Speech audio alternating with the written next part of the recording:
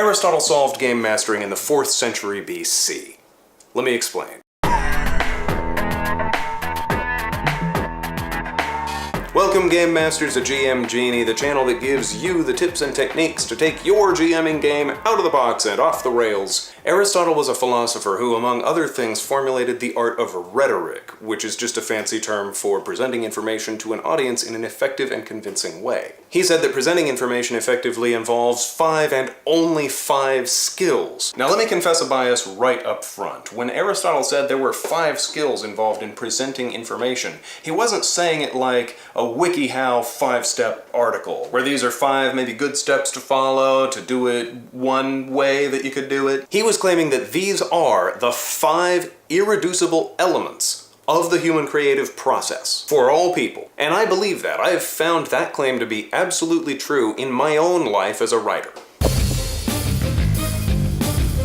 So what are these universal tools? Well, they're simply coming up with what to say, coming up with what order to say it in, coming up with the best words to express it, remembering what you were going to say, and saying it in a way that fits the audience. And each one of those has a name so you can talk about them more easily: invention, arrangement, elocution, memory, and delivery. See, nothing fancy. If you've ever written anything, you've already used at least the first 3. The point of this video is that knowing their names will help you use them more effectively, know how they relate to each other, know when it's time to switch from one to the other, and just have a smoother time writing all around. These 5 areas are like toolboxes. I said they were tools, but they're more like toolboxes, and for the rest of your life, everything you learn about writing a game, writing a YouTube video, doing any kind of writing or speaking is going to go into one of those 5 boxes.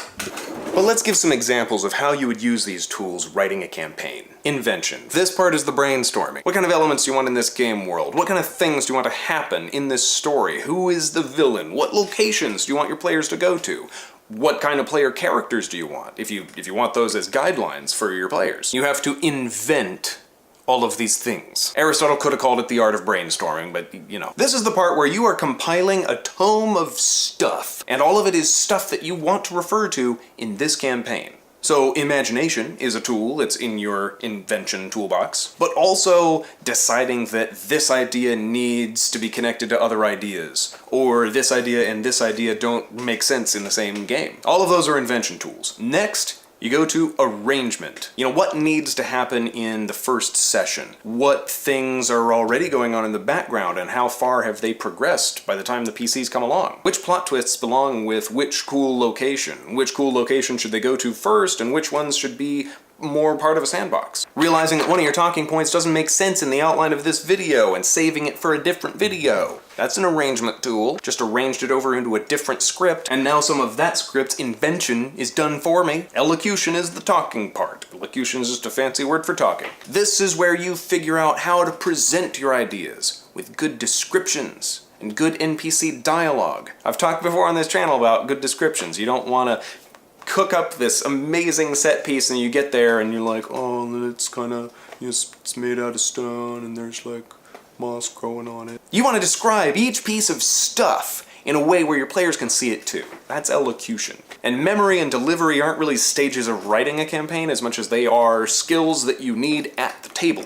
These are literally all there is to game mastering, and if you've ever game mastered before, you've probably already done them. But having the names for them is going to help you do them faster and more smoothly and spend less energy on them so you can get to your session more relaxed, with more creativity, more energy overall. Now for the next few weeks, I'm going to do a video for each of the 5 toolboxes, giving you a few tools to put in there. So be sure to check out that series, subscribe if you haven't already, and leave me a comment with one of your favorite prep tools. How do you get your ideas into notes that work for you at the table? Until next time, I'm GMGenie. Happy gaming.